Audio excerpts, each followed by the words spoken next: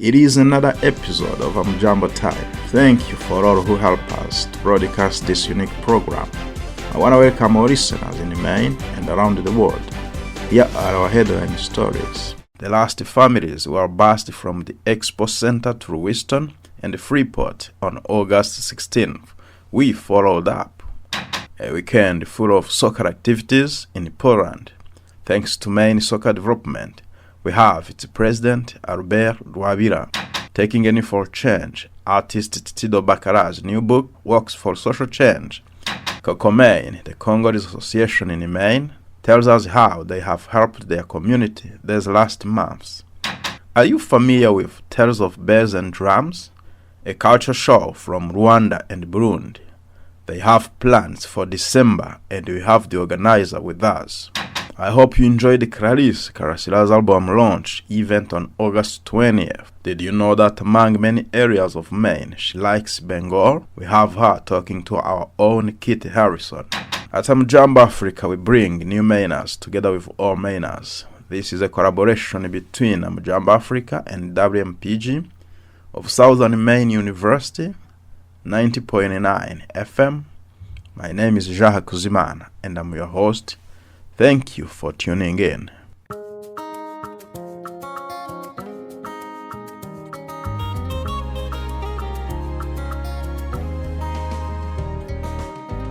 Portland's 300 asylum seekers housed at the Expo Center dominated the media over the summer, especially with the question of where they would go after the move-out deadline of August 16. Amjambo was on the scene on the morning of August 16, when the bus took the last families from the Expo Center to hotels in Lewiston and Freeport, and also visited Freeport's COCOMaine, where 40 families are housed. The head of a family of 5 talked to Amjambo Time. He said he was excited about the change. Here we can cook food, we have 2 beds and privacy. What a change! Amjambo observed the women walking through nearby stores with happiness on their faces. Community activists, they have a say on the move.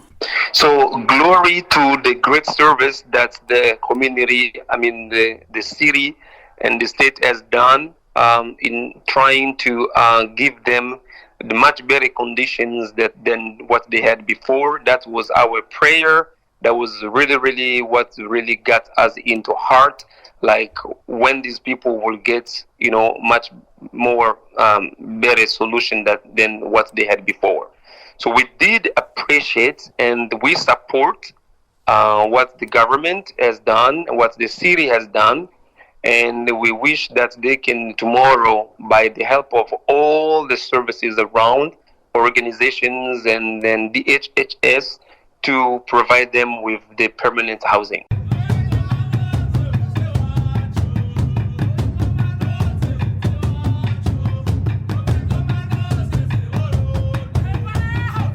The book, Taking Any for Change, is intended to contribute to a movement for social change in Maine. Tito Bakara has a vision. We sat together for an interview. My name is Tito Bakara, activist from Africa. So I'm so excited to just share my joys with the entire community, not only with my friends, but with the art community, also people who live in the state of Maine. So the good news that I have to share with you is my book, Taking Any for Change, is finally published. So wow. Now it's become a reality. It's not a dream anymore. It's a reality. It's a 2 years project.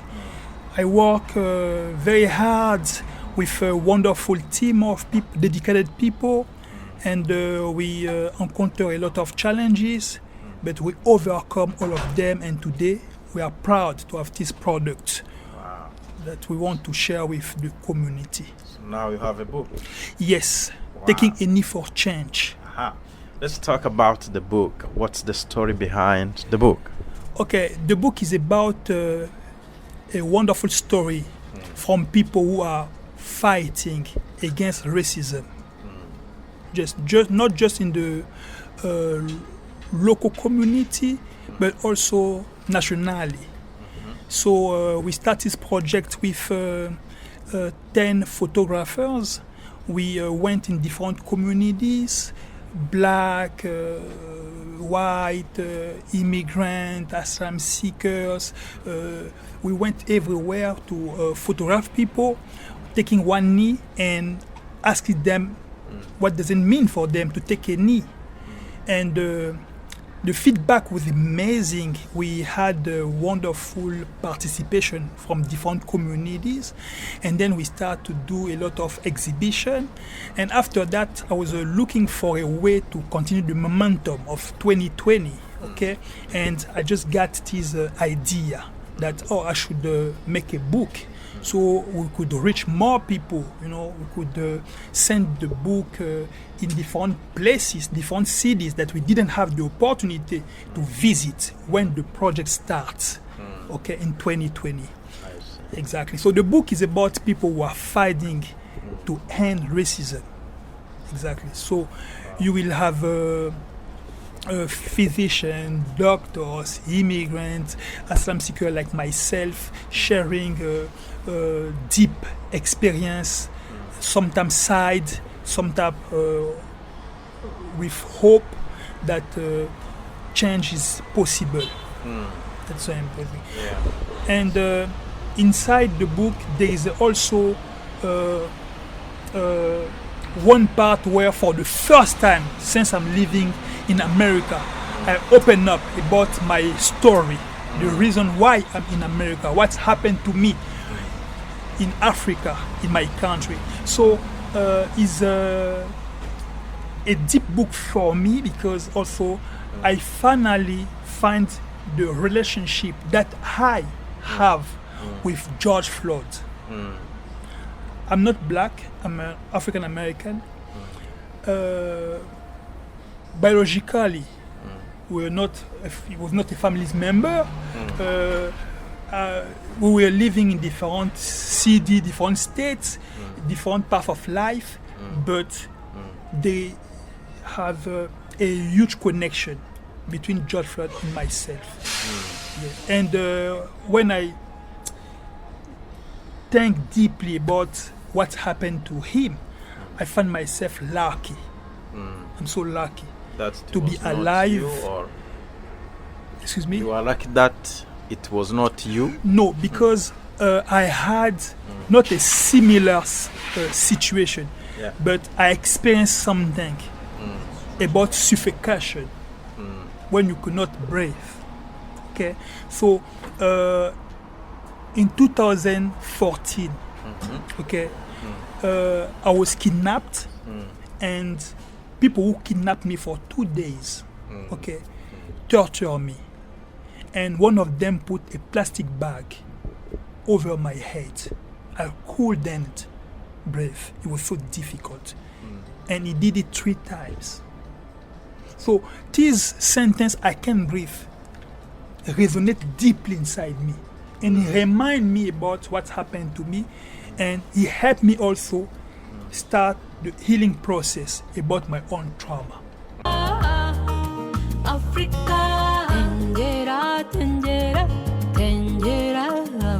Soccer teams from Lewiston and Poland played together over the weekend under the main soccer development umbrella. Here we have the lead organizer, Albert Duabira, to tell us more. Welcome, Albert. My vision was just to try to get the players. So the players here in Maine who has the talent, so that they can pursue with their career. So yeah, that's why I create that tournament, so that I invite even the scouts, from shout out to Red Bulls scout, they were there, and Cincinnati FC also, they were there. Shout out to them too. So, which is very good. They were there. They were even interesting some other players. They even see the players. They asked some.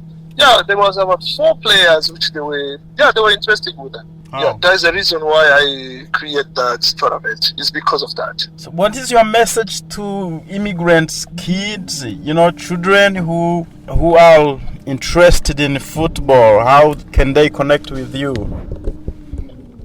Okay, so my message to the immigrant or to the manners is to say that this is the moment. They mustn't feel that they don't know where to go. So there is a many soccer development. We are there. So I'm there for them.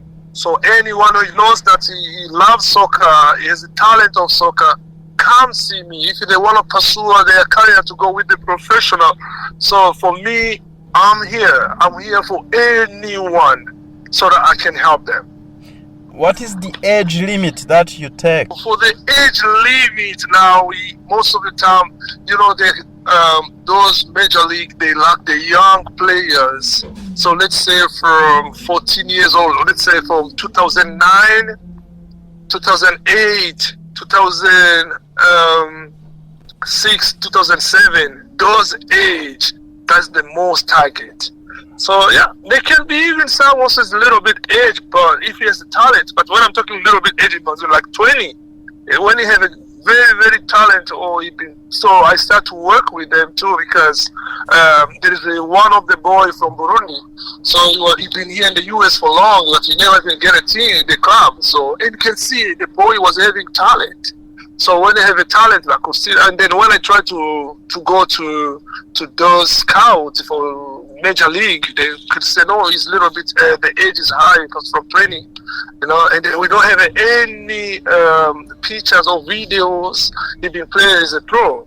Then I said, okay, I send the boy now to Burundi national team so that he can go train the Burundi national team. They can see him. I promise you, Gene, the boy went to Burundi. When they saw him, they said, this is the amazing player, the striker.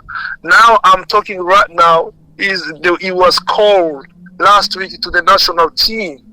Burundi national team is going to play, now they're going to prepare again to play against Cameroon. Who's the He's name? in the national team. What's his name? His name is Shama. Wow. Yes, his name Shama. Very talented player, and I promise you, soon he's coming from Burundi. He's straight away when he come back here. He can get even if he get a job, he can get to the major league job easily. That is the CV. That is the resume for him right now, because he start to be called as a professional soccer player. The sport to connect immigrants. How do you see? Is it something that they could use more to connect? Oh yes.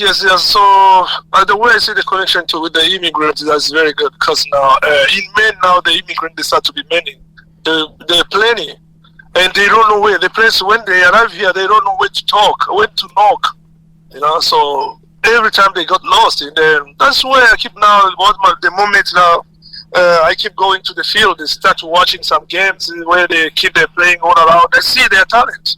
That's where I start to pick them, and then I try to take them to COCOMaine, to take them to mainlining, which they're doing very good. Yeah, so I can see we have a lot of potentials coming soon with the immigrant. Yes.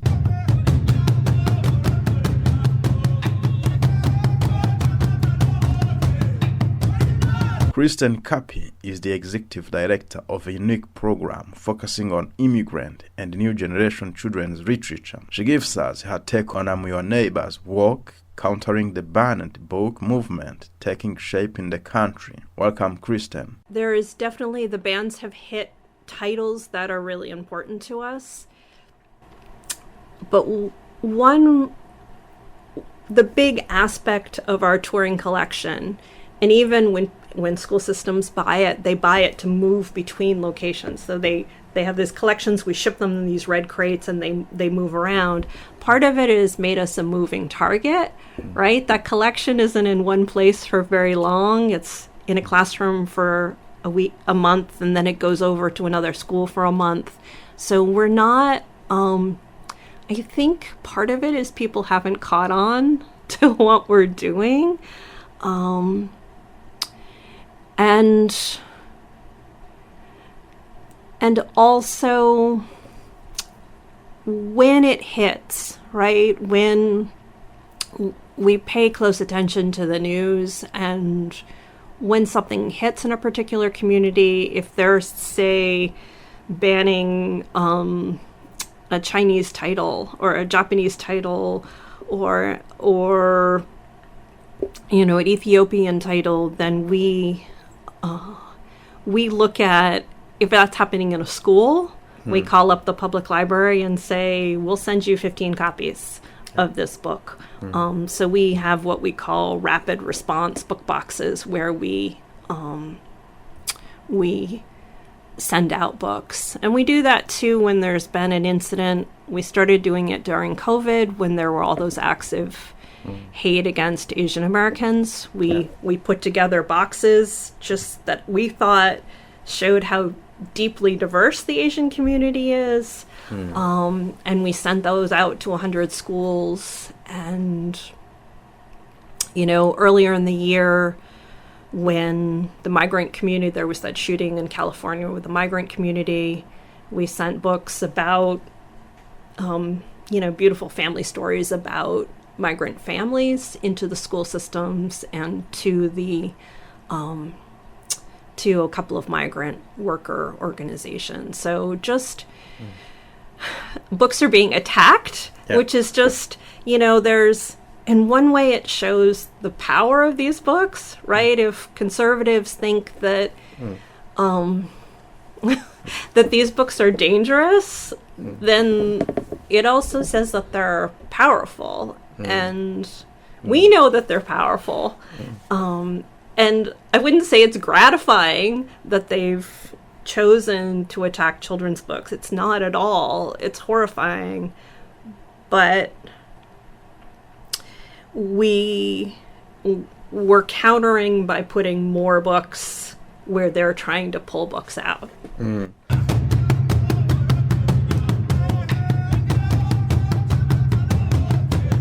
COCOMaine's president shares with us what they have been doing to help Congolese and near-arrival community members.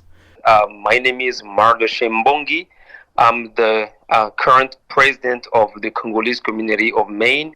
14 weeks ago, since we did open our doors Monday through Friday, 8 a.m. till 5 p.m., working like 9 hours a day, trying to provide some helps, whether when it comes to the affordable housing, people find affordable housing through us. We do the case management, and we help them file for their benefits, DHHS benefits, and then we also help them, reports to DHS, ICE, Immigration Custom Enforcement, because there is a situation whereby people say, I'm gonna go to Illinois, but it ends up to be in Maine. Within that, he has to report to ICE, but he can't because he's not in the area he said he's gonna be. So COCOMaine will help them send out an email to the location ICE and try to get in touch with them and connect them with the ICE in Scarborough so they can be received actually. Without doing so, their case cannot be presented to the judge of the location he is. So we're helping in all these, and this is not a legal advice anyway, but help them send out email, talk for them. It's cultural brokerage and then the language brokerage, because people would not speak English as they newly arrive. So COCOMaine has worked hardly. Nowadays, we have about 397 people that have applied for asylum as a pro se themselves by using our facility, our computers, our equipment.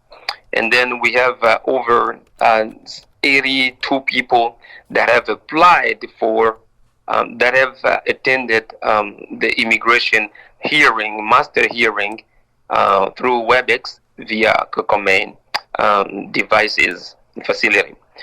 And we have a lot of people that we place in temporary, we call it the first 2 nights when you arrive, and then all the shelters are at capacity, then you don't have nowhere to go.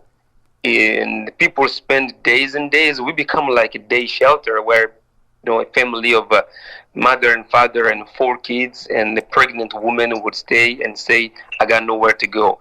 we have to negotiate with some families that would agree to host them the first 2 nights or the third, before they make their way to the shelter, and probably the shelter finds space for them.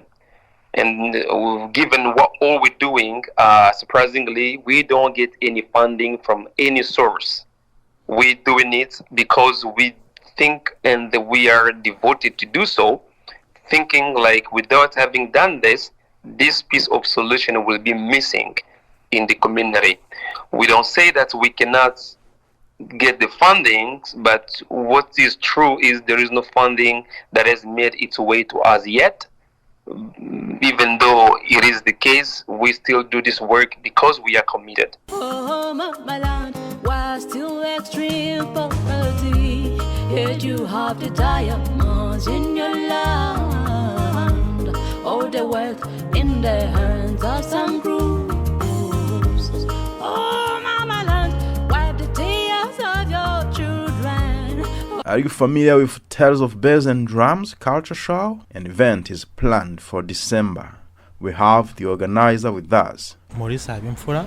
Tales of Bells and Drums is an event that was created to be able to get together as immigrants who are from Africa and get together with artists here in Maine to portray the beauty of dance and drumming. And Tales of Bells and Drum is a way of telling our stories through dance and drumming. Yes. Yeah. So why is it important to tell our story through the tales and bells and drumming? So we are telling story through dance and drumming because when you dance, there is a lot of message. There is a lot of message you can tell through dancing. First, when we're dancing, it shows that we're happy. We're happy in this new community we're living in, and we are stable. We have been here in Maine for like 10 years. We chose to dance and drum to be able to bring joy to people who live here and even immigrants who are new to this community. Yeah. So how was the past editions of this event? Was it good? How was the feedback? In 2021 we had a good event. It was during COVID. People had to come in our events with masks on. Even dancers, we were dancing like during practice. We had masks on, and if you can dance in that moment when it's hard, in those hardship moments, it showed resilience, and we are trying to keep that spirit of dancing and drumming and bringing hope and being role models to young generations. We need to keep up dancing and drumming no matter what's going around us, and trying to be the people who have that resilience and in dance and drumming. Yeah, I'm trying to see how the art, drumming, dancing, can help the hosting community understand better immigrants who are coming in this country, understanding their culture, looking them with a good eye, not a biased one. So do you think it can work in that way? Yeah, yes, we came here from Africa, coming new in Maine, so we found they have their own culture and belief. So when we dance and drum and have these events that bring joy and happiness, it's on my side. I think it's a way to tell people that I'm not harmful. So you are welcome to come and dance with me. You are welcome to come and smile and share things with me and close the gap. Yeah, our event is taking place on December 30 at 6 p.m. The venue is the same, Mail Auditorium. And we are going to have this time to practice and really do put a lot of energy to bring the beauty of drumming and dancing here in Portland, Maine.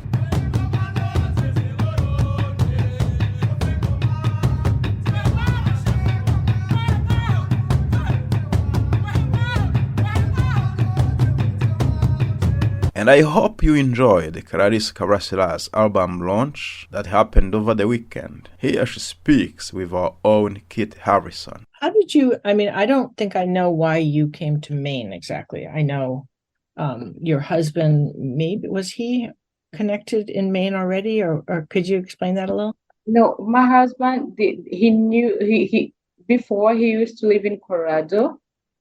But here we have a relative. She talked to my husband and she said like it's better if you can come to Maine. Maine is a beautiful state, and like it's so welcoming, and that's how we came here. And do you feel like she was right? Oh yeah, she was right. Like we love Maine. Maine is so beautiful and people here are welcoming. So we love it.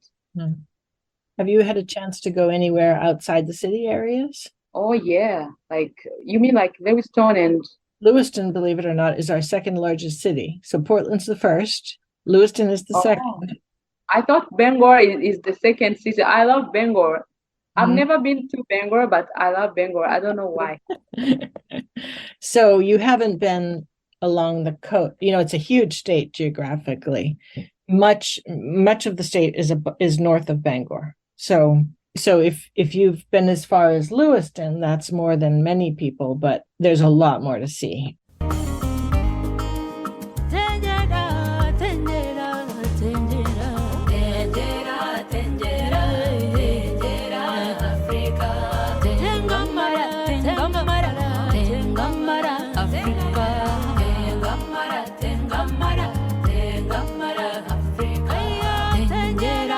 We have come to the end of today's Amjambo time. Thank you for tuning in. Please keep an eye on WMPG and the Amjambo Africa website for a podcast of this show. And remember, Amjambo time alternates with our newest show, Wiriwe Maine, on air in Kinyarwanda and Kirundi on alternate Wednesdays at 7 p.m. and available by podcast at amjamboafrica.com. And stay tuned for news about Bonjour Maine, our newest podcast, out soon, to be broadcast entirely in French. Amjambo Time is brought to you by Jaha Kuzima. And your children's welfare, enemy of Africa, shouldn't be an African. Onganzi you Africa, Nakawe Africa. Yeah.